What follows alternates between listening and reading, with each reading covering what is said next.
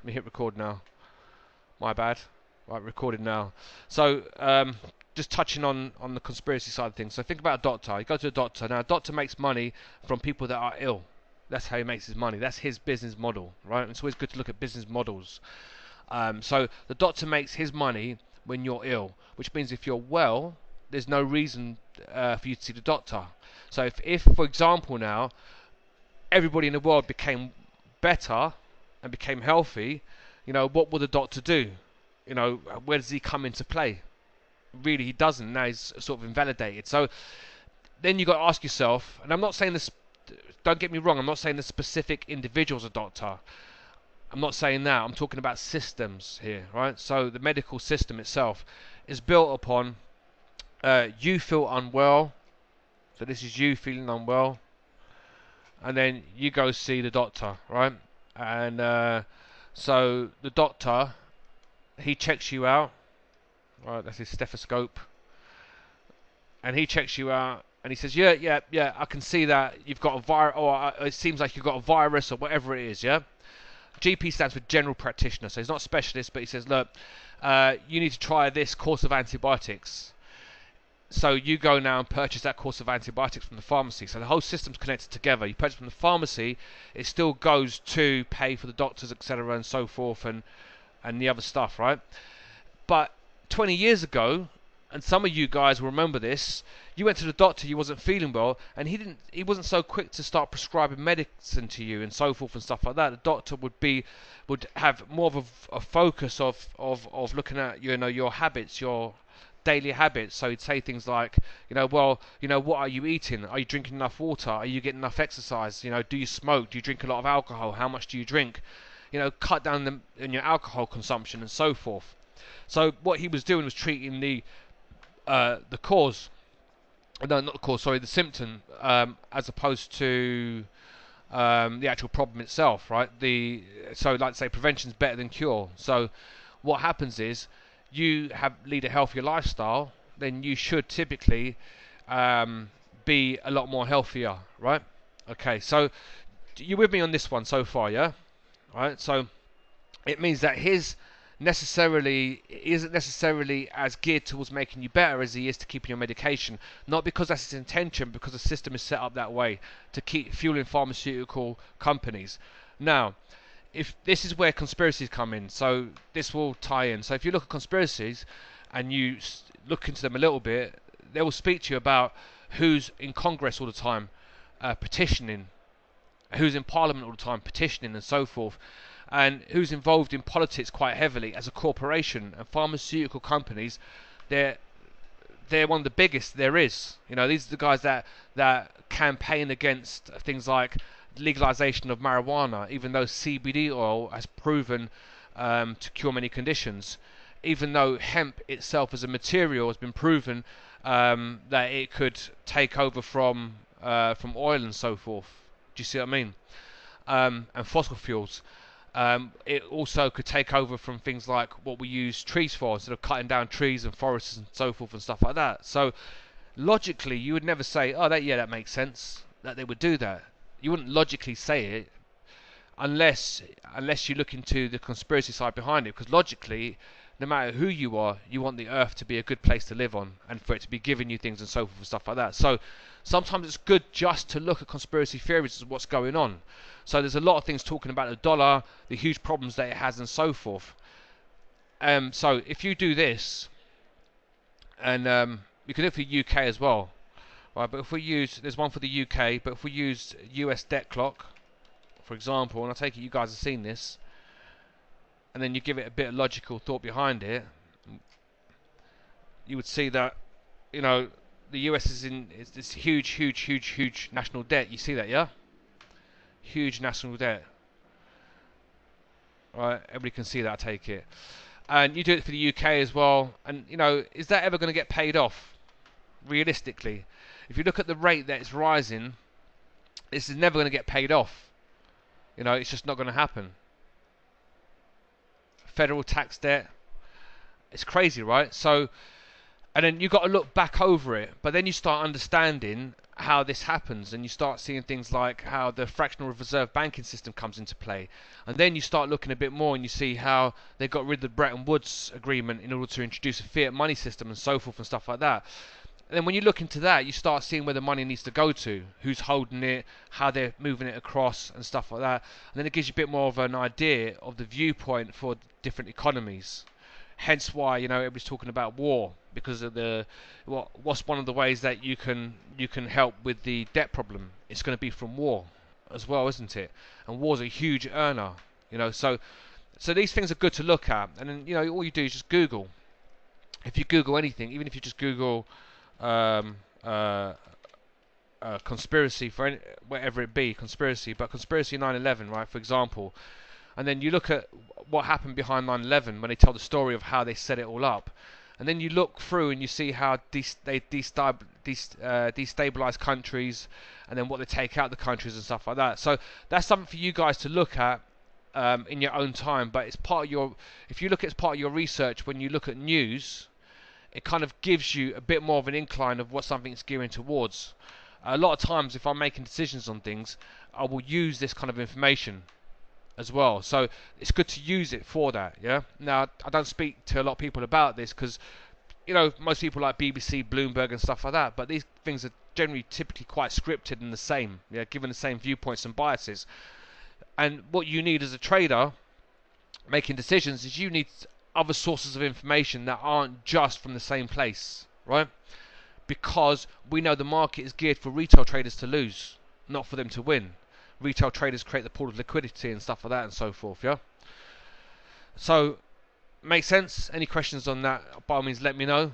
I don't want to spend too much time just talking about that. So what I would do, as I've introduced that, at various points, I can bring it back in. So you guys understand why I'm using that kind of information when certain information comes up and I make a decision, yeah? At the moment today I don't have any for that. Today what we're looking for is NFP, non-farm payroll. Non-farm payroll will create what in the market? Yeah, of course, Jay. I'll send the link out on WhatsApp. Yeah. So NFP creates volatility. That's important. That's key for us, right? So let's look at let's look at what's going on in terms of, let's look at setting up like some trades and so forth and stuff like that, and seeing what's going on with that and so forth. Yeah. So I'm going to skip past this one. I was hoping that this had played out already and we just have something fresh to go through.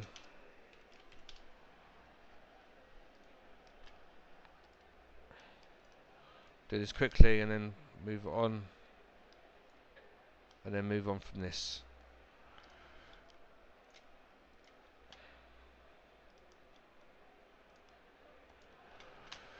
Right, fresh chart. Make sure I've got my correct settings on there. What's the template I sent you guys out? Right, cool. Let me get that one up. Now, I was talking to someone this morning, and we're talking about supply and demand. Yeah. So, you guys, we've spoken a lot about supply and demand, how it works, and we're talking about one of the original things that was sent out. Yeah. So, I'm going to look to see if something sets up in terms of supply and demand. So, let me just bring that particular template up. Which one was it? This one here, for example, right?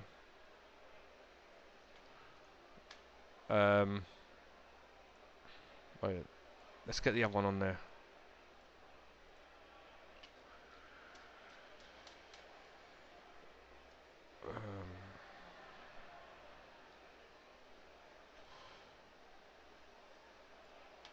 Okay.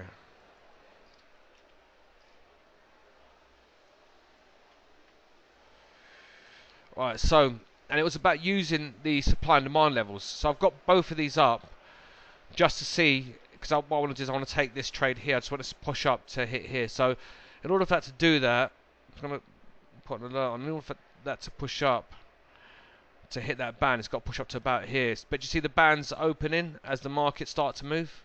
You guys see that, yeah? So because that's what you want. You want the bands to open up. You don't want them to be tight like this. So you want it to be open, because open's where you get the movement in the markets. But I want to see what happens here with the euro. So that's why I'm left this one on. I'm going to come back here to this. All right, so look, this is dollar Swiss pushing in. So it's not quite hit the band there, but you could say it has kind of more or less hit the band, isn't it? Yeah, if you see that. Did you guys see that? Yeah. So it's hit this level here. It's come in. It's hit the band as well. It's come down to the band as well. Now it's not pushed and hit the band like it's done here. That's ideally what you want when you see you're using the bands coupled with the supply and demand indicator. Also, this one here is just a 2. You don't need 2.5 for this because you're using this with it, right? So ideally, I'd have taken this one on here as it came down, but now that it's not there, I'm not jumping in after the fact. I'm going to let it push down to come and just confirm my entry. Alright, so that signaled me something. So what's it signaled? Is that signaled euro dollar? No, it's my signal down here then.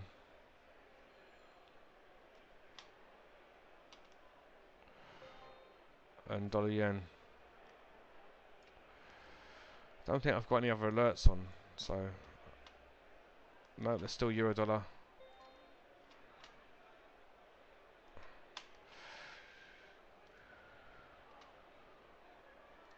Here we go, alerts. So it's euro bid. So it's euro, so we need it a bit higher than that, because that there. So you see, I could get in right now if I wanted to, but what would I be doing if I got in right now?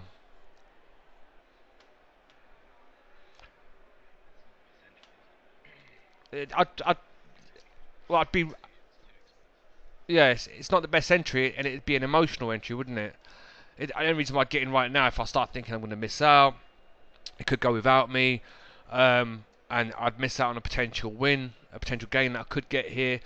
You know, because I think it looks good. Do you see what I mean? So it's not, you're not using the tools that are there to get you the best entry that you want. So I'm just going to move this up a bit more because it's buzzing off and it doesn't need to just yet. Alright, and then, yeah. Yeah. Because gold, because what is it about gold? What's the characteristic about? I don't know if you guys can hear that. So Stephen's saying that he used it with gold and he found it very accurate. What is it about gold that's different to the pairs then? What's different about gold? Characteristic. Do you guys know?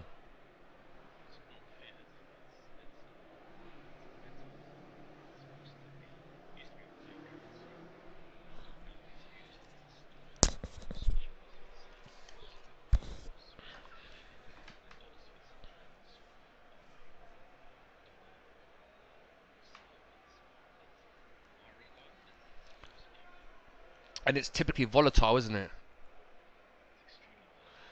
And that's exactly what we need is volatility, right? So if I just open a Go chart, XAU, isn't it? Not XAG, XAU. Alright, so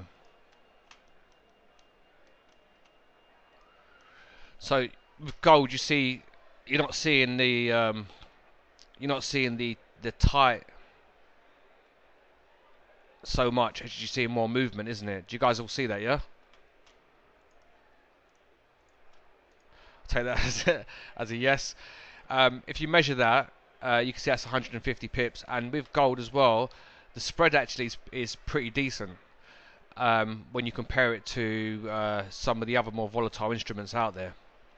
And as you see here, you get your entry and then bang, off it goes. And you could trade just one. If you wanted to trade just gold, you could trade just gold. There's some guys out there trade only one asset and become a master of that asset. You know, so there's nothing wrong with that. So gold does move nicely, and you can get nice moves out of gold. And because you typically don't need a big move, not really. So gold's a nice one to trade. You can trade it, with gold there is a rebate, whereas with like oil there isn't. You know, so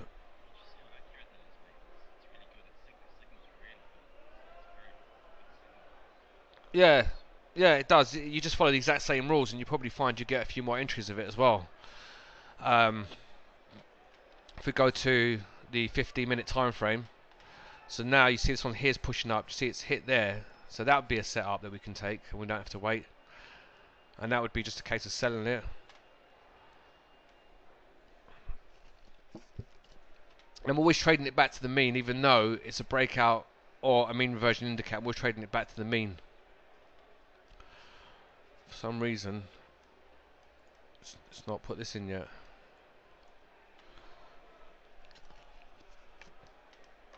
Just wait for that to put my EA to put my thing in. Don't know why it hasn't done it yet.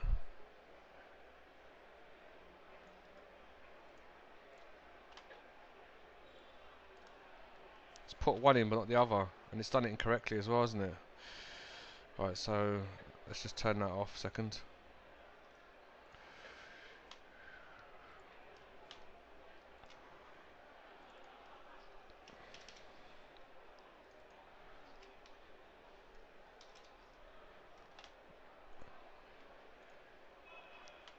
Let's see if that one's correct. If it's not, I'll have to cancel it quickly. It's 10. That's 20. It's 10. What's that say? That's what it is. Right, okay, cool. So, just delete that. Just cancel that for a minute. Alright, so first of all, really quickly, you need to make sure that's 100 and 200, not 10 and 20. It's like sometimes like that with the yen pairs as well when you use some EAs and so forth, right? So, what I did, the reason why I cancelled that is because we are selling.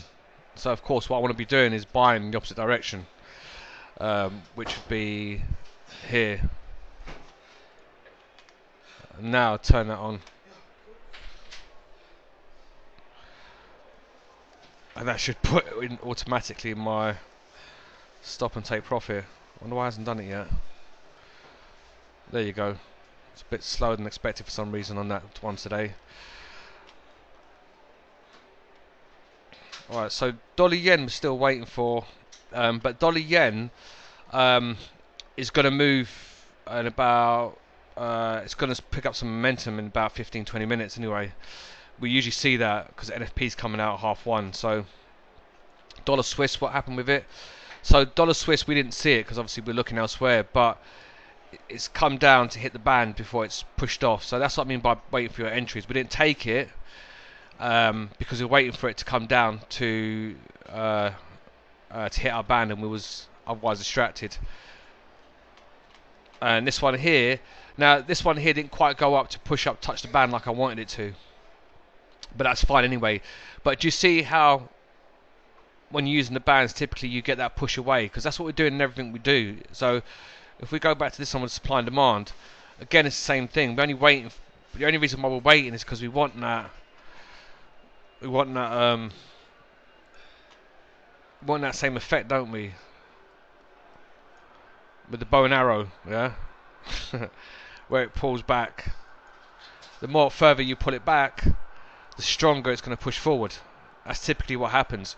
Now, when you do that and you wait for those entries in that way, what you'll find typically that you're always going to be okay, because the market's going to typically move quite quickly in your favour. And then what do? You manage to trade as normal. You see? Now, I'll manage this as normal once I get enough of a clearance on it. I don't have it yet. Enough of a clearance yet to do anything on it. So that's why I'm just leaving it like that in place.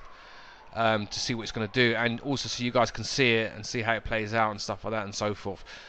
We don't need to see this now. You can see it lined up correctly at the same time. Now, here's something that I want you guys to understand, is that the MFI is always second, yeah? So Bolllinger bands come first. Alright, so if you wanted to trade just of one or the other, yeah, which one would you use? you don't want to just use the MFI. The MFI is not a standalone. It has to go with something coupled and so forth and stuff like that. Whereas the Bollinger Bands are standalones. If I move that down, I could just trade off the Bollinger Bands if I really wanted to. Market pushes down, I look for a buy, and I've got 12 pips on the move. Even if that doesn't collect my take profit, yeah, so it all depends on the spread as well that you get in on, and it drops, it still drops enough. 20 odd pips, I'm still cool with that. Do you see what I mean? So it still moves in direction I want it to move anyway, enough. That's what I'm looking for, is that it moves enough. That's the asset that I'm trading. So if we look at, say, other assets to see how they move. By the way, what you're looking at here is just the reason why this is like this is just the difference between the two bands, yeah, or the two settings. 2.5. No, actually, this one's incorrect. Delete that. And let me put on a standard one so you can see the difference between the two. So you understand that what we're doing is color, yellow. This is incorrect as well, the shift. Right, so you see, excuse me, you see the difference between the two bands, yeah? Right, so it's not to say that you can't have good entries on the standard Bollinger Band. You can see that, yeah? It comes up here, hits it, sells off, right, quite nicely. See that touch there, and sold off, what, 30 odd pips. It's not saying you can't do that, but if we don't take the first band, we wait for the second band, what would happen is typically you do get the stronger move. Now, it's not guaranteed, but we're just putting odds in our favour. That's the most important thing, odds in our favour when we're doing it. So we use 2.5. When it pushes through, that's even better, yeah, much better. Back to gold, and now we don't need the hedge in place, do we? Delete that. And now we don't need our stop loss up here neither. We can bring that down to here, make sure that it's protected no matter what. Now we can just make a decision. Do I want to see this follow through? Or do I want to take my profit now? Do I want to trail the stop and so forth and stuff like that? And that's more of a personal choice. There's no right and wrong on that one.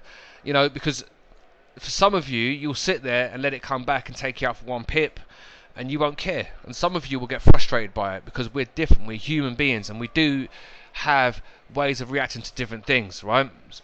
You go to, for example, some guys, you take them somewhere and there's a load of really pretty women.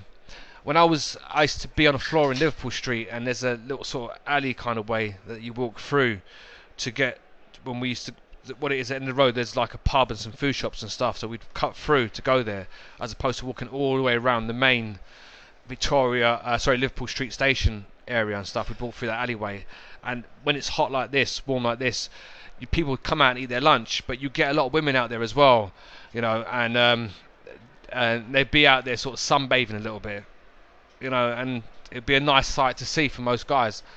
And you get some guys, and they can't walk through there without being bedazzled, and you got some that can just walk through and be like, okay, yeah, I can see there's a lot of women here, but I'm not going to start ogling all of them and stuff like that. Obviously, it's not, nobody really wants to see that, do they, or experience that. But the point is, we have different emotional reactions, so you've got to decide how you want to manage things, how you want to play it out and stuff like that. And then when you make a decision, typically you want to kind of like have that decision that you stick to. So it's like, yeah, what I do when I'm trading, if that's how you are, you say, okay, what I do when I'm trading is I lock in one pip, and then I let it go and see if it hits target. Some of you might turn around and say, well, what I do is I like to, at this stage, now that it's safe and I got what I wanted, I like to move my take profit and look for a bigger move. So now I'm looking for a payoff, right? Because we know we've always got this thing in trading called reward to risk ratio, right? So you might say, is it worth me doing that? You might turn around and say, well, look, do you know what? To be honest with you, actually, no, I'm happy to take the 6 pips now and just bank it, because 6 pips is better than 1, and so forth. Do you see what I mean? But this is a personal thing that you guys will do. So if you were to ask me the question, which one should I do, I'll say some things you notice, I'll say to you, there's no right and wrong on it.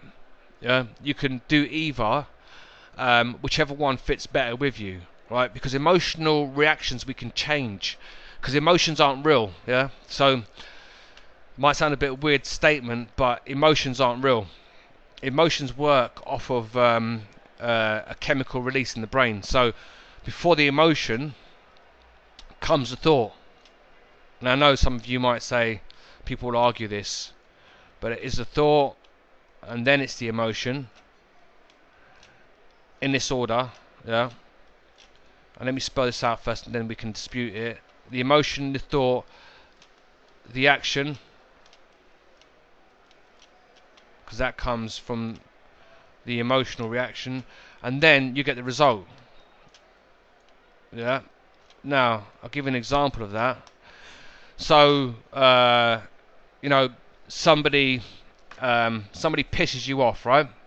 Somebody pisses you off by bumping into you in the morning and not saying sorry and having no regard. Yeah. So that pisses you off. So immediately you feel upset by it, but you can't. So what came first, the thought or the emotion? Right. So immediately you feel upset by it. What came first, the thought or the emotion? A lot of people say, oh, you know, what came first was the emotion, because I felt it first of all, and then I thought, this guy's taking a piss. But actually it's not quite true. What happens is you had to have a viewpoint on that type of behavior beforehand anyway. To have an emotion, you've got to, the thought has to decipher something, because people don't all have the same emotion reaction to the same thought, right? I'll give you an example, right? So Neil's a good example. Yeah. You know, Neil will trade away, and then, you know, if Neil takes a loss in the market, yeah, you'll see his reaction is different to most people's. Yeah? So a lot of times, you know, he'll laugh it off. And so why does he laugh it off? Why is his emotional reaction different? And then it's what he says that makes you realise where the emotional reaction came from. So he says things like, you know, well, you can't make all this money and not lose some, and stuff like that and so forth. And that's part and parcel of the game. Do you see what I mean? And then it'll be like, so if he does 10 trades, wins 9 and loses 1, he won't use that as like, damn, I lost that last trade on whatever it is and so forth. But then if he does something where he takes, for example, 3 or 4 hits in a row, what he does is he deciphers the information differently. Do you see what I mean? So it's just like if I take a few hits in the markets as well, when I decipher it, I'll decipher it differently to nil, but not far hugely off. So I won't react necessarily in the same way. He'll be more vocal, I might not say anything. But then at the same time, I won't be so vocal if I win in the markets, neither. Either side, I'm typically not as vocal and stuff like that. So what happened? Well, if we sit down and conversate, our thought processing without any emotional attachment to it will be different. And then when we sit down, we'll have our emotional reactions that's in line with it. We get the same result, do you see what I mean? But just through slightly different ways of thinking. So you had to have thought beforehand in order to have the emotion. So your thought comes in, and that thought releases chemicals. So this is scientifically how it happens. It releases chemicals within the body. Now those chemicals cause a reaction, right? That's why somebody can be depressed, take drugs and feel better. I mean, let's look at it logically. What has changed in that time? They're taking out, what has anything changed in that time? Nothing has changed within that time for them to be able to say, yeah, my situation has changed. You know, your missus has left you, she's taking the kids, and now she's banging your best friend. Right? So you're depressed as hell. I'm not putting this out there, just go with me on this one. Depressed as hell. And then, you know, your mate comes round and says, like, listen, I know it's a tough situation, let's go out and have some fun. And, you know, you're like, I don't feel like it, and I want to wallow in self-pity, right? But your friend drags you out, you have a few drinks, and then before you know it, you know, you sort of forget a little bit, you feel a bit different, right? But nothing has actually changed. Your missus still left you, she's still taking the kids, still begging your best friend, she's still cleared out your bank account and whatever it is that's happened with that. But in that moment, your emotion changes, because the thought isn't so one way. It can't be, because there is no such thing can be one way. There's always polarity within the universe, within the world. There's always polarity, regardless of where you look. There's no such thing as an up without a down, a back without a front, an in without an out, you know, a dark without a light. There's no such thing, one without the other. There's always polarity in everything, right? So it always comes down to thoughts, and then thoughts create the emotion. That's why, so a lot of times when we do stuff, we always go into psychology, mindset, because that's all it's about. It is about that. So the emotional reaction isn't the same. That's why when you see somebody get caught up over something, you can know it's the way they process the information that gives the emotional reaction. So you take that for yourself, because that's what I do. Anytime I'm feeling emotional reaction to something, a lot of times I'm better when I'm by myself, because when I'm by myself, without distractions, I'll think about it and I think like, what's got me so stirred up, so wound up. So, for example, my ex-wife, yeah, or one of, yeah, if let's say one of them sends me a message. So yesterday I got a message from one of them about one of the kids, and so I replied to the message, and then her reply back was totally off point, didn't make any sense. I even looked at it and I thought like, did she just want an argument or something? So I just didn't reply back to her, right? Anyway, this morning I got another two messages. The first one came through, was almost disregarding everything that happened yesterday and carrying on. Didn't reply. Then the next one that came through was completely different, and it was an apology, right, for her reactions and stuff. Nothing had changed. We hadn't even spoken, but within her thought process, something had changed, and that's how it goes with anything. So what I do is I sit back and decipher, why am I feeling this? Do you see what I mean? Why am I feeling like this? What's got me here? And I think like, what's happened? And I start trying to decipher what's happened with my thoughts. I know it's going to be one of two things: something where I think about something, or something that I've consumed into my body through one way or another. You know, so that I look back and I say, did I eat some fast food? Um, you know, did I go out for a drink today? And so forth, or whatever it is. Do you see what I mean? So I'll give you an idea. Last week at one point, I remember like being at home. It was about 7:30 in the evening, just feeling a bit kind of sluggish, a little bit tired. And I thought like, why do I feel a bit tired right now? I don't normally feel tired at this time. What is that? You know, I feel like my body feels a bit more heavier than what it should be, right? And then when I started thinking about it over the day, and I thought, oh yeah, that's right. I went out for a beer. I remember like we had a few visitors, some clients came to see us. A client with a couple potential clients came to see us, and we went out and we had a beer. I just had one pint, but because I don't normally do it, it will have an effect, because it's something foreign that you introduce into your body. Foreign in the sense that you don't normally have it within your body, right? It's that type of thing. It's like, I don't normally eat pastries and stuff, so if I had a donut, for example, I'm not going to feel nothing initially straight away, but then I might later on, if I run up the stairs and I think I feel a bit more tired, I'll put it down to that, something I don't normally have. It'll be a higher sugar content or whatever it is, or how I think about something. Do you get what I'm saying with this? It's not a clear cut as black and white with a solution, like you just switch a switch, but it is a process that we have to consistently do all the time, every single time, right?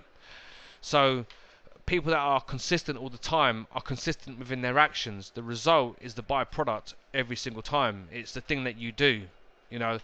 So, and that's what I don't like, you guys switching between different strategies all the time and things like that and so forth. I just like you reading what the market is doing or what it's giving you. Do you see what I mean? So with that trade, by the way, this was the gold trade closed out, so that's as far as we got with that one. We took like a pip out of it.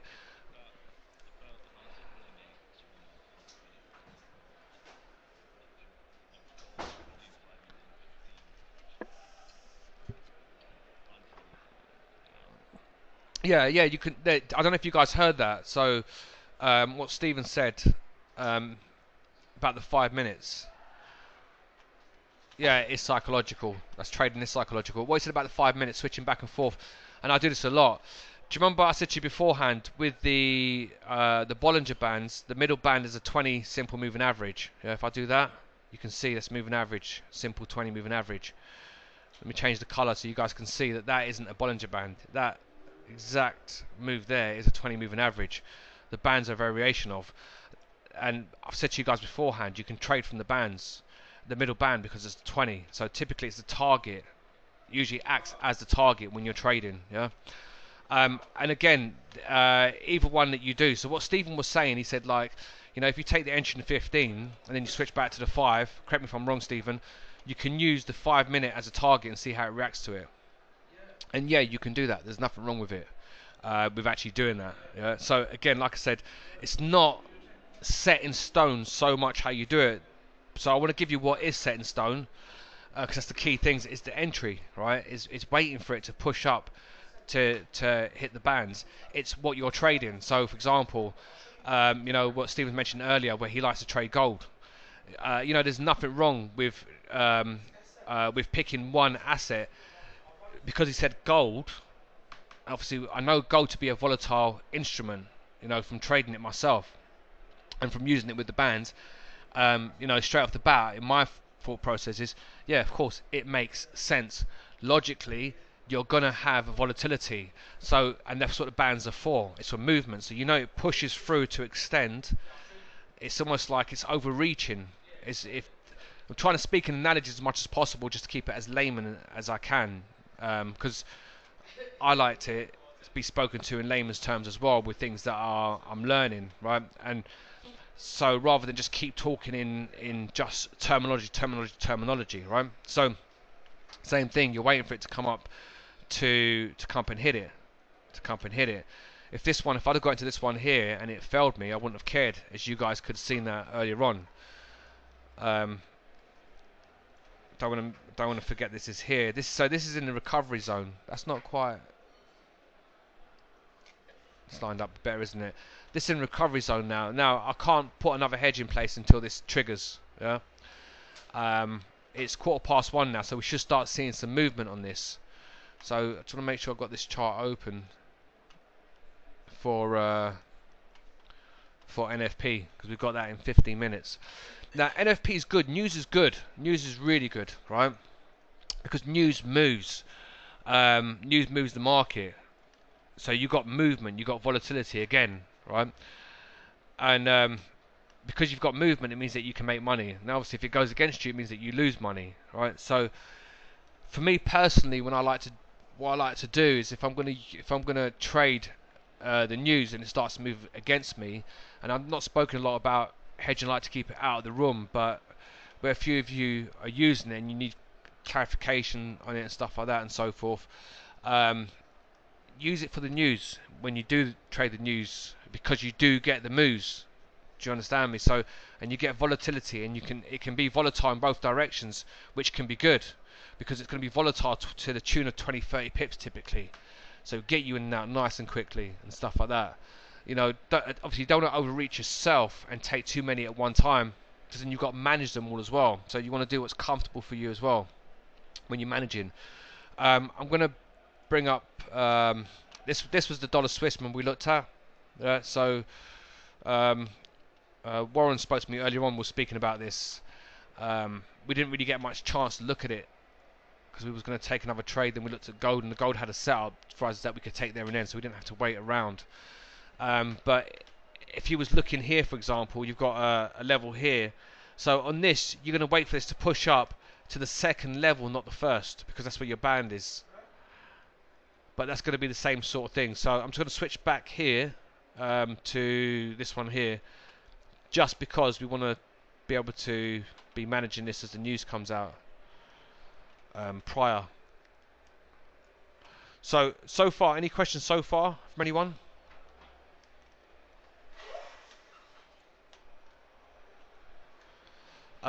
The other thing as well is you want to trade the pairs that have the tighter spreads, right? So I sent out this the volatility index on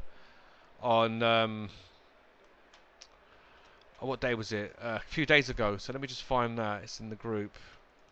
I'll bring that up for you guys. If I do that, there we go.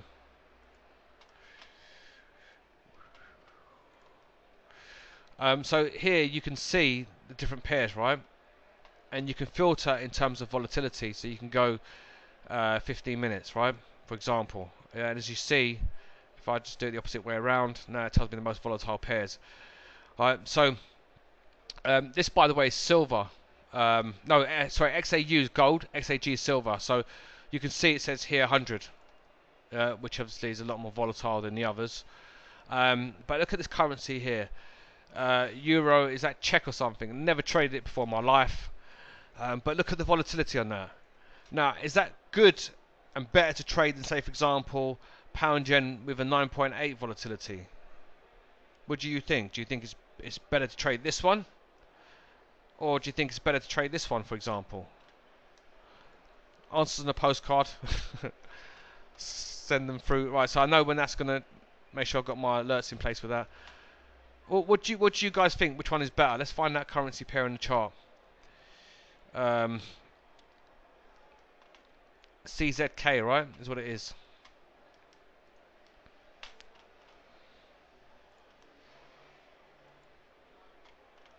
CZK, yeah? 148.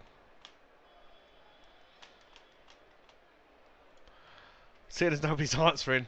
I take it normally. Is it correct that 20 is like the middle of the road? The outer bands are like you're overextended. Yeah, that's exactly what it is. Yeah, that's exactly what it is.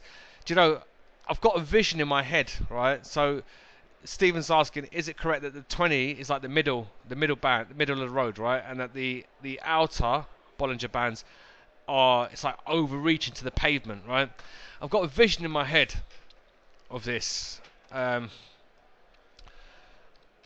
that's why I said overreaching beforehand. And this is how we think. We think in images, you know. You don't say like, oh, you know, what does your car look like? And you don't say, okay, well, yeah, it's BLAK. You don't say that. You say it's black. You don't say like, you know, it's got yeah, I can see the word ALLOYS. It means it's got alloys. You don't say that, do you? You vision it, right? What it looks like. So, let's see if I can find you one. It's a bit like this, but like this could be a good example of it, right? So without the no sign, but this could be a good example of it. So for example, if that there in the middle, if this here in the middle, right? This here in the middle, this is your 20. This is your 20 SMA, so it's a simple moving average, right? Which means the calculation is very simple. It just takes the last 20, the closing price of the last 20 candles, and what it does is adds them together and divides by 20 to get an average. Unlike like the exponential has a different calculation, different formula, so it's not the same. It's more weighted towards the current price, so it's different. Now this here is your standard deviation from the middle band of 2.5, right? So if we do that, that's what it is here. It's overreaching, trying to get hold of it. It's overreaching, trying to get hold of it. And that's why it has to come back, right? Where's that image again? It has to come back. Now, if this guy doesn't come back to the middle, what's going to happen to him? Just look at him on the ladder. He's overextended and overreaching to clean that window. And if he overreaches too far, what's going to happen to this guy? He's going to fall off his ladder and come crashing down on the floor. Yeah? So how do we relate that back to the chart? What's going to happen there? Well, if this thing starts overreaching and keeps going, what have you got? What have you got? It's fallen. This is where he's overreached and fallen off his ladder. You got a breakout, because that's what the Bollingers are for. They measure two things. They're used for two things. They're used to trade, yeah, either between the bands or as a breakout. You see.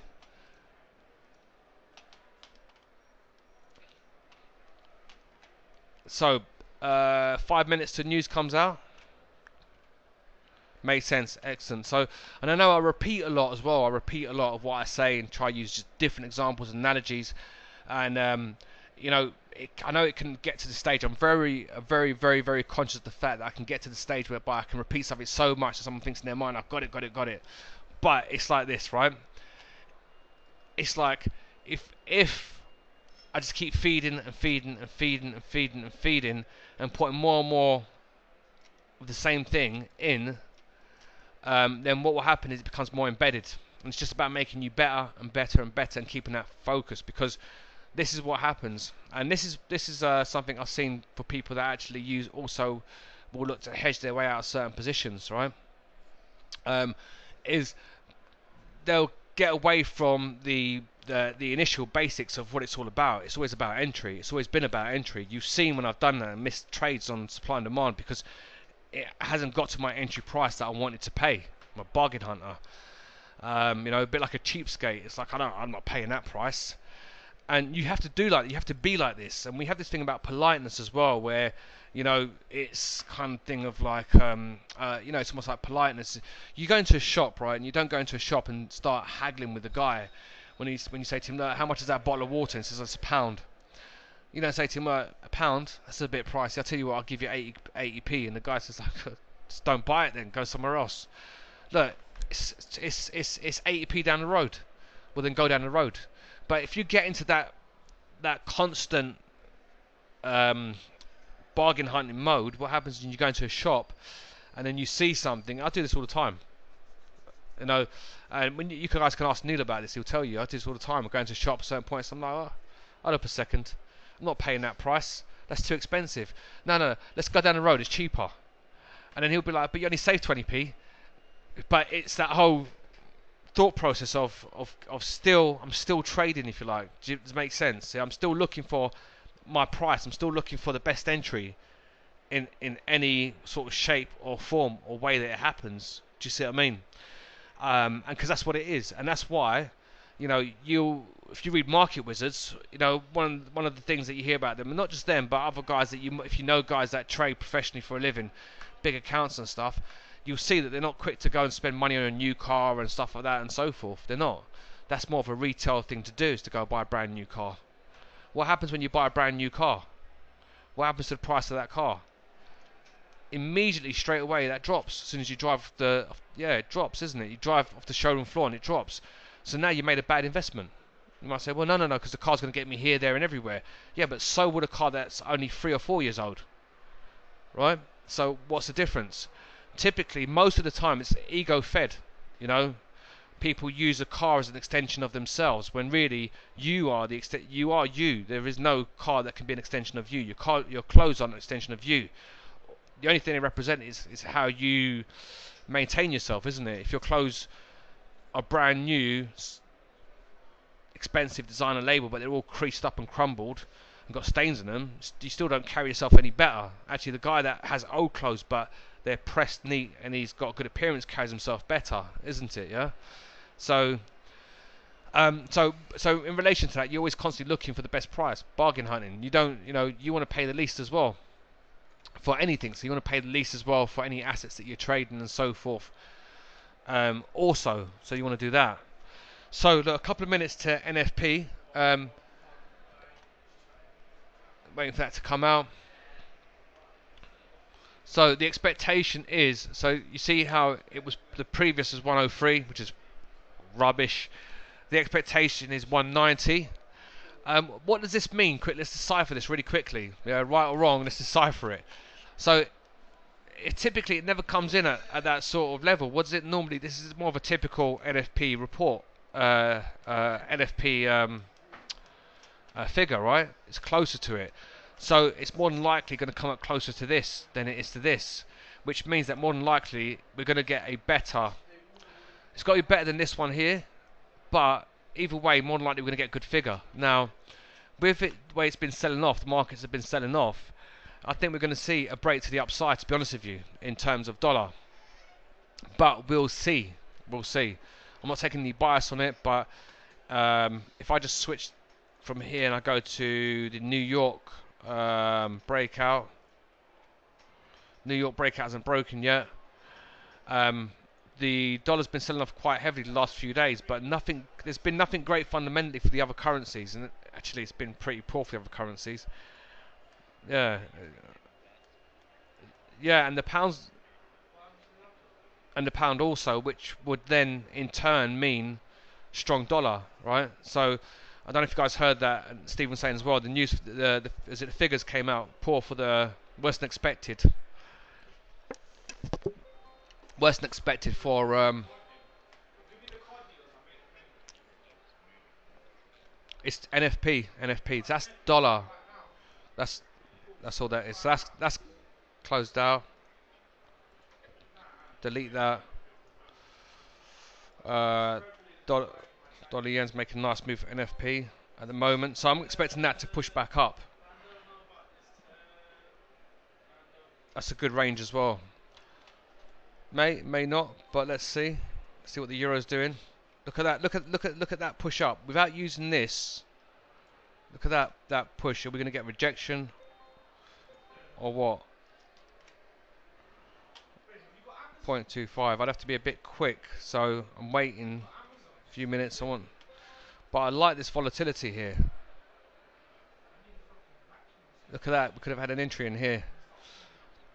That I can take that anytime. I don't need the MFI. Do you see where it's pushing up, pushing up, pushing up? That's nice, isn't it?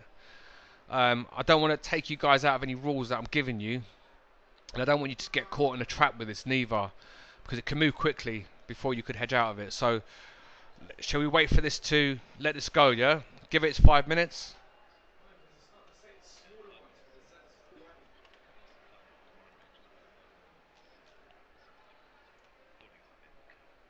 Like that one there, yeah. That one, yeah. In the news, what you find is supply and demand works really well, because it works when during movement is what it needs. And if you take the premise it's smart money driving it, I'm expecting this to sell off. If we wasn't doing this as an example, you could see some of the different habits that I have. We've got to be very well behaved in the room, so we don't create no bad habits amongst you guys. But I would have been in this trade already.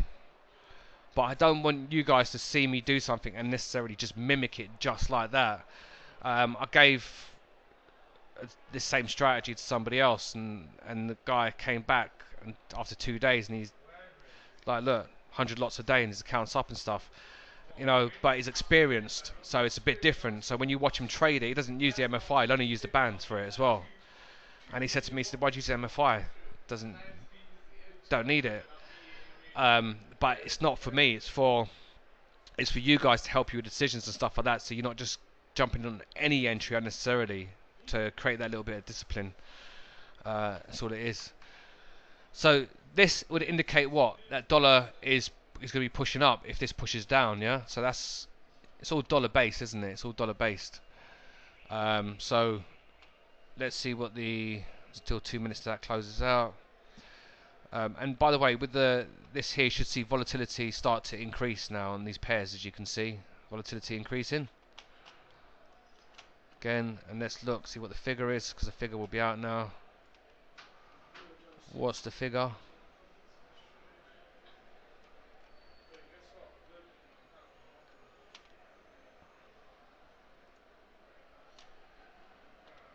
$164.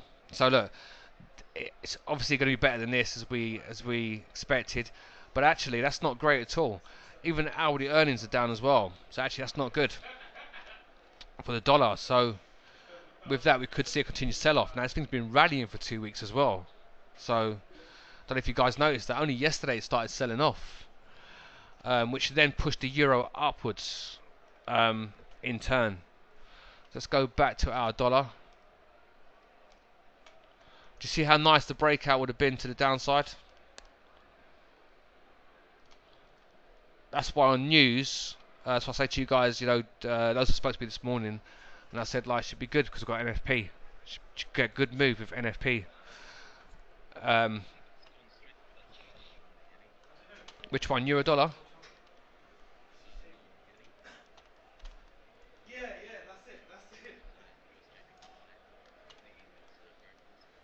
Oh, now it's gone because it's pushed through it, yeah.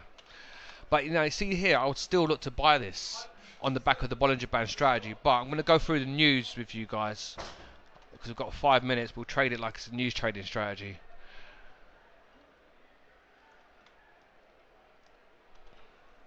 So 1 minute, 1 minute, 1 minute.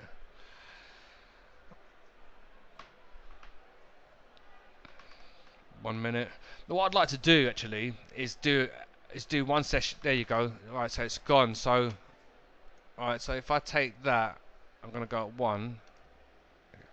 That means I've got to get in where. So I'm going to get here. So I'll stop. Now I should have my buy stop in place as well, but if that thing triggers, why do I need a buy stop in place? It's so close, right? But I'm going to have to cancel it anyway, I do believe. Yeah, so I've got to cancel it. Alright, so now because it can be volatile, this thing should keep pushing through, but it might not, because the news trading strategy is a really accurate strategy, but like anything, there's nothing's 100%. But I'm going to look for 13 here to the upside if I'm wrong, which give me 15. Okay, so and then I can do this, and this is because I want something else to work for me. It's a bit of laziness here on my side doing this.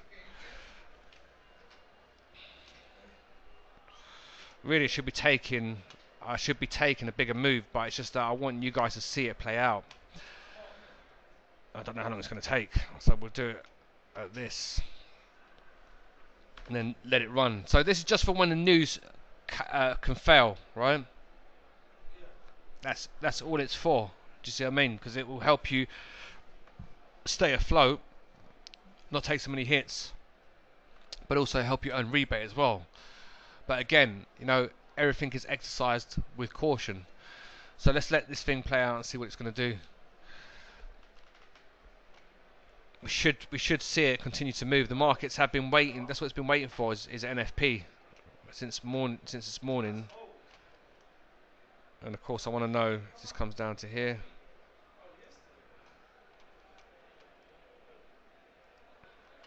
See, this is another one. This is not the 5 minutes. See what the 5 minutes is. It broken yet? Like, this hasn't broken yet, so I could get in this one as well, and I could take both of them if I want to. But they'll typically move together, is what you'll find.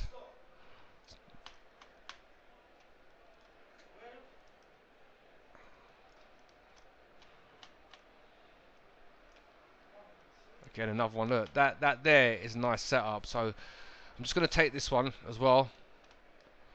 Just really like the setup, and I'm going to do the same thing here. 3 times the amount.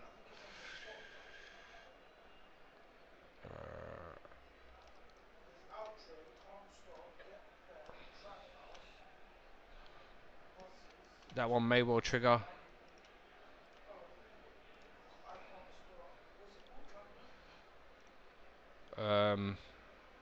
What do I want to see? Yeah, I want to see when that comes down. I want to know when that comes down to as well. So some alerts in place. And we can see how that one moves.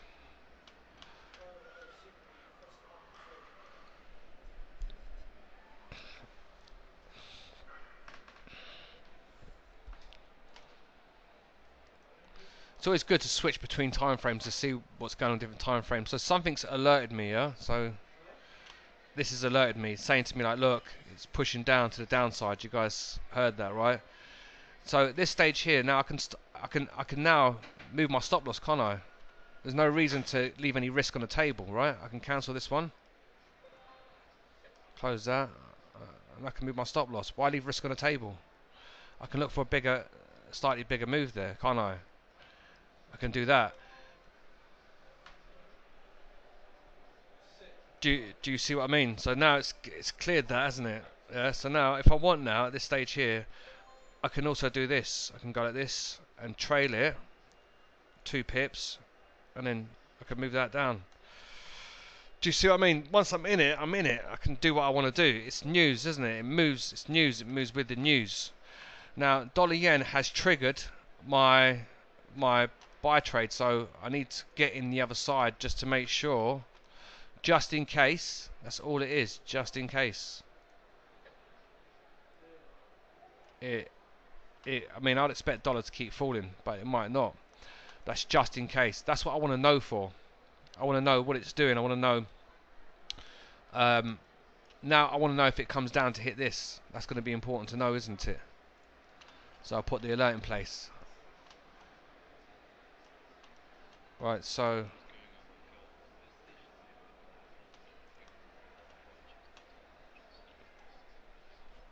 Yeah, it's nice, and that's all you need to do is trade one. And you're not wrong to go on about that. I don't know if you guys can hear that, but Steve has been mentioning gold quite a lot. You know, I'm not saying he's a gold digger to throw that one in. It's one of my dad jokes. Right, so gold is good because it's volatile. So what are we talking about every single time? Volatility, right? So bear that in mind. All I'm doing is flicking through just so you guys we can trade it together. That's all. We don't get to do this that often, do we? Which is something that I would like to do a bit more often. Is not just be. Which one is my? Is it? Line that up nicely. Let's line that up nicely. Moving the correct one, aren't I? Yeah, I'm moving the correct one. Why won't that move? That's not triggered, so I should be able to move that. That's not exact. 675. 675. Why won't it allow me to modify that? And this thing's only... No, it's far away enough. Why is it busy? Let's have a look.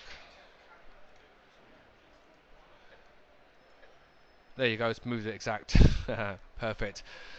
So with this, all I want to do is trade this with you guys so you guys can see it. We could have done it on gold as well. You're absolutely right, Stephen. Just like with cable, we'd have probably got a faster, stronger move.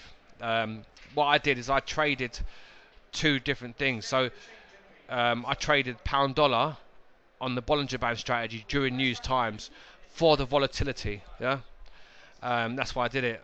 With the gold tends to be a lot more volatile regardless anyway. But this here could still be taken, right? So let's say I'm going to take this one here now, and I'm going to sell gold, yeah? And gold has an inverse correlation with dollar, right? So do that. Let's see how she plays out. That is actually I want 13. It's really what I want is 15. I might have to take it at 8 now if that's the case. 13. He's just trying to get it just right. Let's make sure that that's 150 and that's 300. 300, and then we cancel, and then we cancel that one as well. That one there, cancel that one, and we cancel the take profit.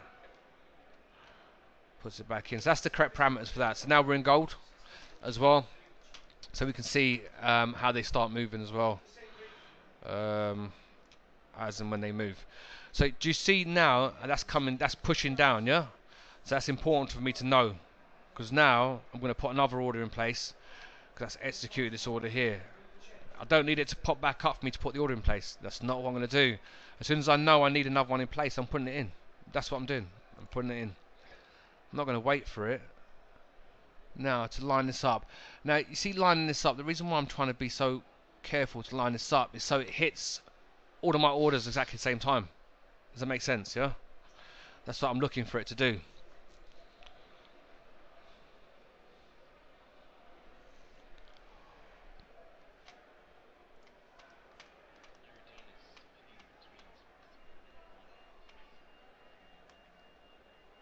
Is that what's buzzing off my thing? Could well be. All of the, yeah. These are all moving off the same thing. These are all moving off dollar as well. All these moves that you see now, the dollar is what's powering them. Again, good volatility. What's been going on? NFP. By the way, if any of these had moved directly in my favour straight away, I'd have protected the position, just like you saw me do previously. Is any point, if I get that movement direction that I want, then I'll protect the position and look to do that.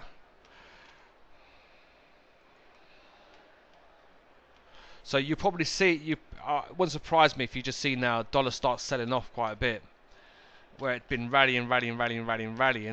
Now this is off a daily time frame, so we should see it start pushing possibly to around about here before we start seeing it give up. So we should see like dollar just tanking now. Really, that's what I'd expect to see, is a dollar just tanking for at least a few days, because the sentiment isn't great. I don't know if you guys saw last week. If you guys listened to the speech, anyone listen to the speech?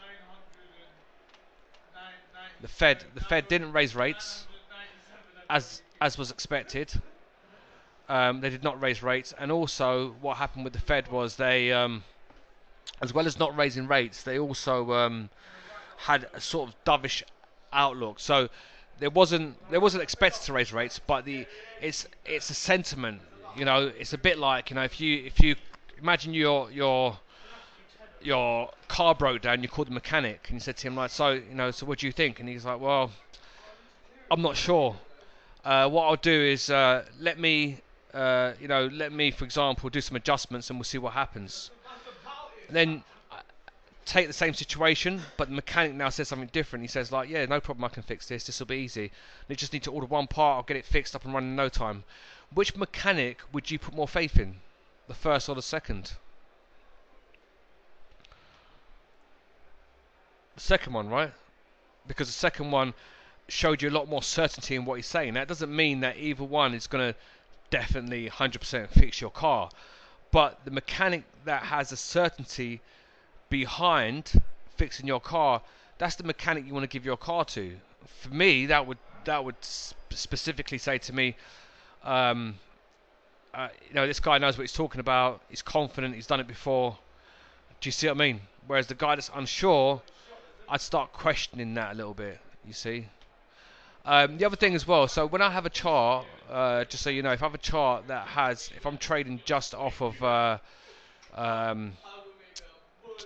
bands, for example, like this, I'm not gonna. If I'm just taking my entry off the band, I'm not gonna also keep supply and demand on there, because what does it do now? It starts to question your decisions as you're going forward. Do you see what I mean? I already know what my plan is. If it comes in here and rejects it because of the demand level or not, isn't going to change how I now manage the position as we go along. You see, so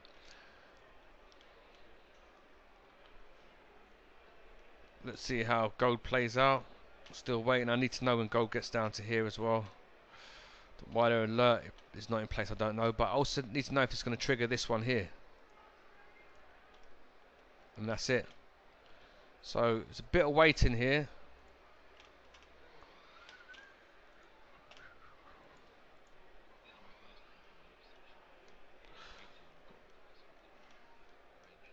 So if you're using the MFI and the Bollinger Band, exactly, you want them both to line up. So as you see, I don't have it here showing because I didn't use it for entry. But it doesn't mean that I don't want you guys to not use it for entry. See, I wanted to play some trades as well, I want to run with you guys. But if you watch the MFI, you can see what it's doing. What are you trading on the 5 minutes? Is that what you're looking for, an entry on 5 minutes?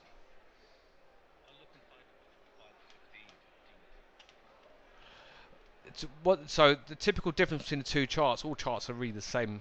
I mean, from one candle to the next, they look no different. It's just the range. It's the move on it. You see, but look how open that is. Just like sometimes I want to talk quite candidly, but I don't. I don't want to swear and because I don't want to offend in this politically correct world. Just in case I say something that could be deemed as being sexist or politically incorrect and stuff like that. But that's legs wide open there, isn't it?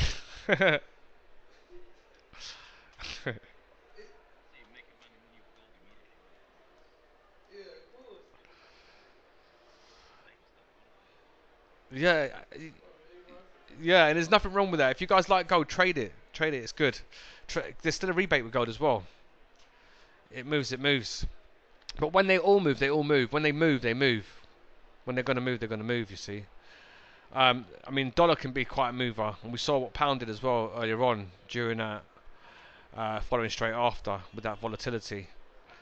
But by the way, when I managed that position and put my stop to break even +1, and then removed my thing and decided to trail it and stuff, I only did that after I knew that I was safe in one position. So I knew that worst case scenario is I'll make 1 pip or I won't lose. So I didn't do it beforehand and start messing around with it and start doing it multi ones of those and stuff like that. So we're going on a bit longer today, just because we can see these trades play out a little bit. I mean, the market should resume with some momentum. Typically, it does. So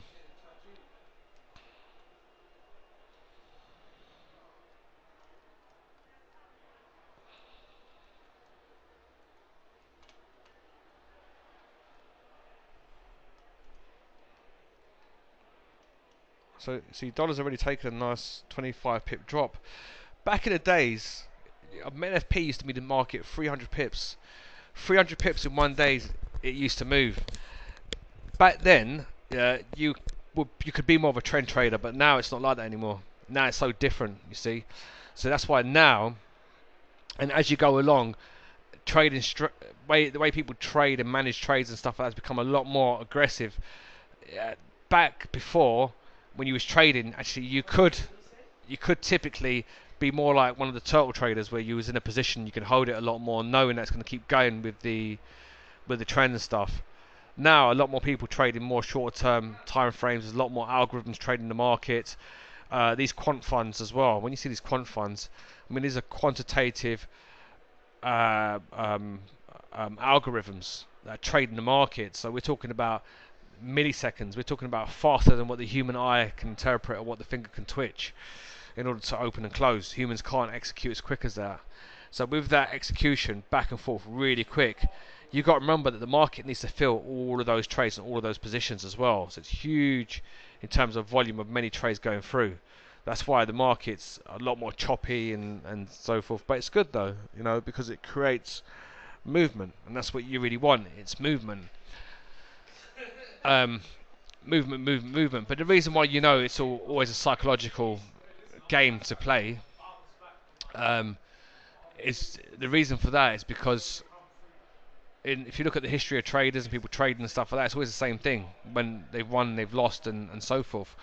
What's it all been on the back of? It's always been the exact same thing that's on the back of. It's not due to... Yeah, I'm recording the session, Patrick.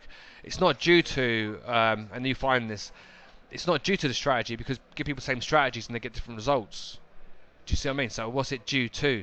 It's always a psychological thing, because we always have to put our own spin on something, because we can't help but be creatures of logic and emotion, and we can't help but think, can we? So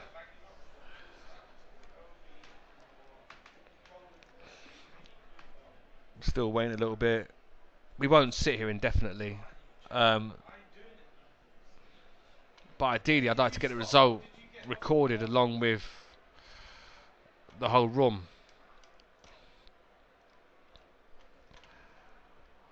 Because when you watch the recording as well, you can fast forward some of this stuff. Just we can't cut it out. That's all it is. So we have to play the whole video.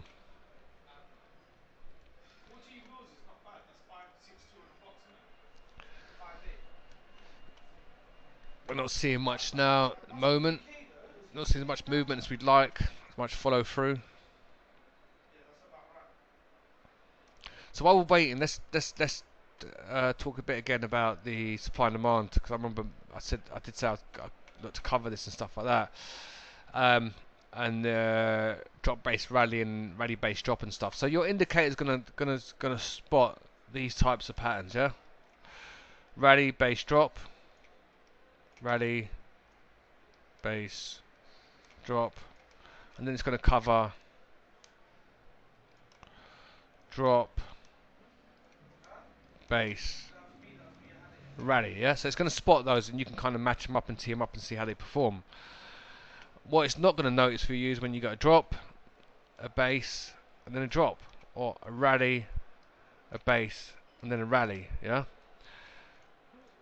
So if we do that a little bit. Now you can, when you see a big drop like this, typically you want to see if you can get an entry up here. You got a wick here. You draw this in. Just take the candle like that. Then you can say, well, here you're going to expect something anyway, yeah, because of this big drop, and then you got this wick. Now, with this, what you see here, for me, I'm still expecting a reaction here. Now, I know it's news and a smaller time frame and so forth, but what is this that you're seeing here? You're still seeing a drop, base, and the drop. You're still seeing that, aren't you? You're still seeing something there. So let's see. What we want to do is we want to start seeing these, and a lot of times you can see when you get a base, it will change colour. If it's red dropping down, it will have some green in there as well. What did I want? Yeah, that's right, colours. So colour, say green for example. Then you get base. Gonna have some red in that base because it pulls back and goes forth as well, and then some green. These kind of patterns you want to be looking for. These are really good patterns as well. For those of you that want to get on with supply and demand and use supply and demand, you want to get in the habit of drawing it, not just using the indicators, the indicator to get in, because nothing's as good as you ever. You know, that's how you got to see it, and that's what it is. So if this thing, even if it respects this level here, because we've still got the wick for it to go through, it's still going to trigger me to the upside anyway. See, but for it to do that, guess what? It has to hit my alert that's in place.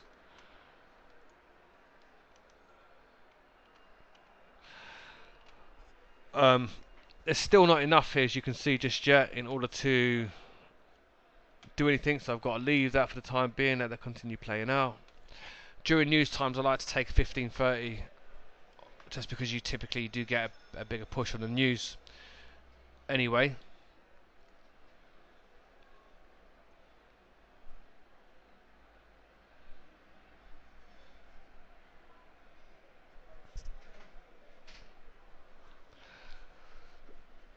Right, we've gone on. This is going to be what, an hour and a half now, so we can't just hang in here indefinitely. So, what I would say is anybody else trading this, or are you guys just watching?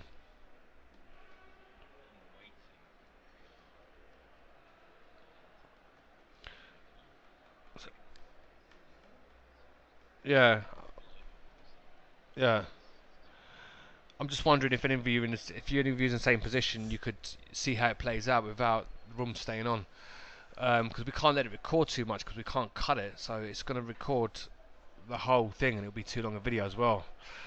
But I think what we should do is a few more of these, more often of these sessions, these trading sessions where we look for some trades together in the actual room. So let me work out on a good time to do that. So we can do that. So it won't be so much about lessons, it'll be more about, it kind of is about lessons still when you're trading, because it's, you know, monkey see, monkey do. We still learn that way, you know. Our characteristics of that, those of our guardians, whether that be parents, grandparents, or whatever, whoever raised you, that you said most, you'll develop their characteristics. You see it in certain. If you see, there's guys out there that were raised by a woman and spent all their time with women growing up, and they develop more feminine characteristics, but they're not gay and they're not feminine, but they develop some effeminate characteristics. They don't talk like it or anything or sound like it, but that's just from being typically in that presence of being always with women all the time. Now gold has allowed me to now go to break even. Do you guys see that? Yeah. So what do I do with that? Break even +1. I can now cancel this, delete that, and get rid of my alert. I don't need that there. I can bring this down if I want. I don't need to have that there. I can say, well, look, I want the move of the whole bar, or wherever it's going to be. Also, what I can do is I can trail it if I want. Yeah. So this thing's turning back now.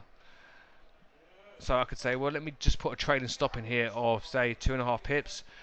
If it doesn't follow through, it's still going to take me out for something. Do you see what I mean? It's locked in something here, which is 2.3. If it follows through, I want to take a majority of the move. Yeah, a majority of the move. Now this is triggered, so it's giving me the heads up that it's triggered. So now that it's triggered, it's taken out the level, which should be a nice push up.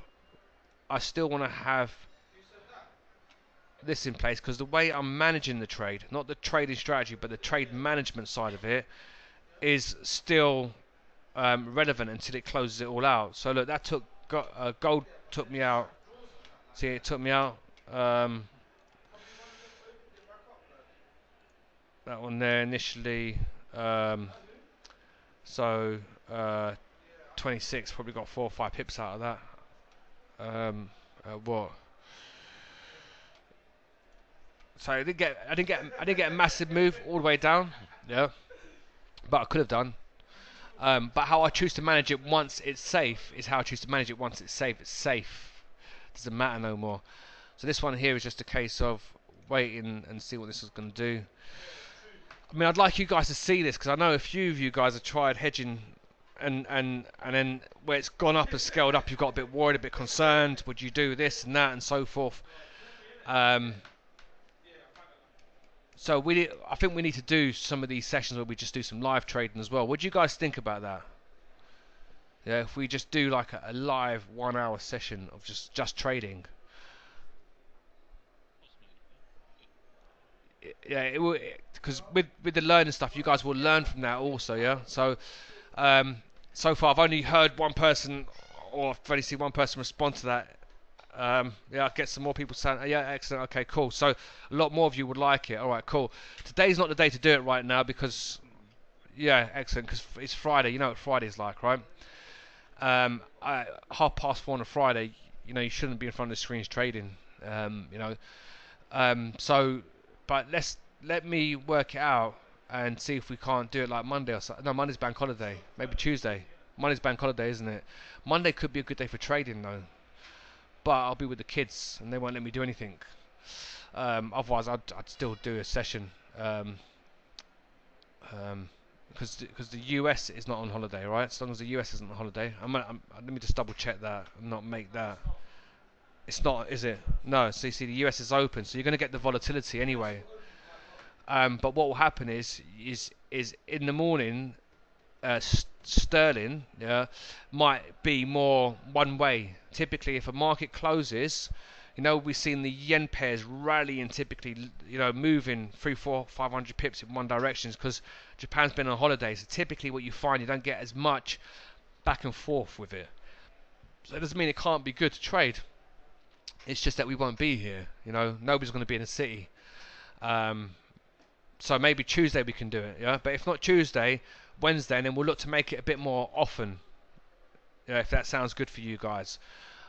So anyway, so you'll see how this goes. You guys have got the levels. You can see what the levels are that I took for entry. Actually, you can see it down here as well. Yeah. So if you guys want to get a gist of what the levels are, what you need to know is I'm buying at 13.13 spot 86.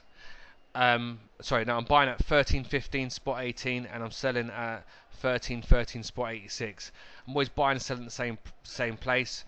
You can see here that the move I'm looking for is 15 pips. Yeah, so you'll know that if this moves from any of those levels in either direction by 15 pips, it's going to close out the whole entire thing, and I will be profitable regardless, no matter what happens. Yeah.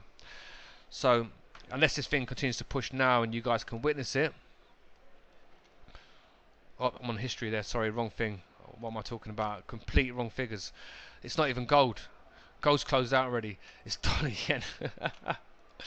Dollar yen 108 spot 67 is the sell price, and the buy price 108 spot 80. So you guys can see that, you know, it only needs one move one direction. So you can see that stop loss being 30 pips. That's all I need is another 5.56 pip move in that direction, so forth.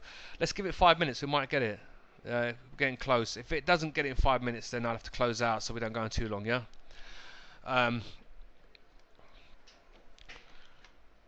By the way, I watched that movie Black Panther. You know, the Marvel one.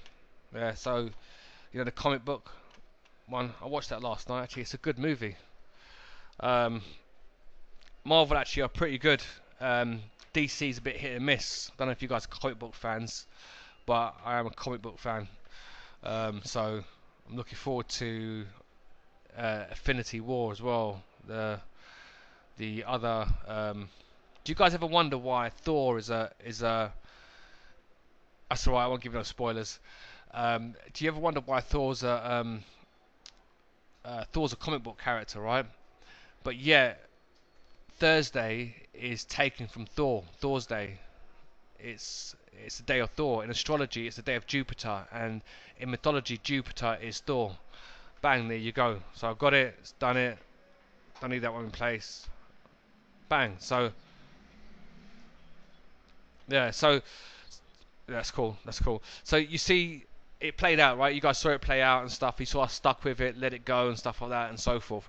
What we'll do is we do some more sessions. I'm going to start educating you guys on things like margin, yeah, in quite a big way. We'll talk about this stuff as well. So let's see, Tuesday, Wednesday. I'll work out with Neil, who's in the live room. Um, it's probably Neil doing it Tuesday. If Neil's doing it Tuesday, then we'll do Wednesday. We'll do it, and we'll do it as a live trading session where, you know, you come in and then we can just kind of like look at the news and then go straight in looking for some setups and stuff. Yeah. All right, cool, guys. Listen, thanks for being here. It's been great. Thanks for the interaction. It's always good. Helps. And I'll get the recording done, convert and sent out to you guys. And then so if I don't speak to you today, have a good weekend. And I'll speak to you next week. And some of you, I'll speak to you later. Yeah? Yeah. Bye. Good movie, Jay, by the way. Worth watching. Cheers, guys. Cheers. Bye, guys.